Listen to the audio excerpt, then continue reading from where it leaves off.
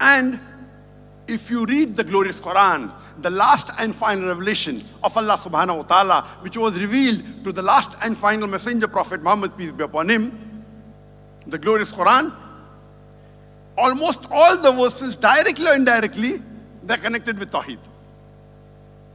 And Surah Ikhlas, chapter number 112, verse number 1 to 4. Our beloved Prophet Muhammad sallallahu alaihi wasallam said, it's mentioned in Sahih Bukhari, volume number 6, hadith number 5015. The Prophet said, Surah Ikhlas is equal to 1/3 of the Quran. Imagine 4 verses of the Quran out of 6,236 verses.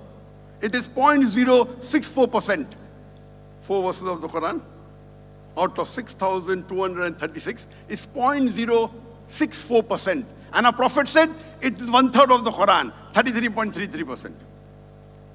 Because this Surah Ikhlas, its main concept is Tawheed.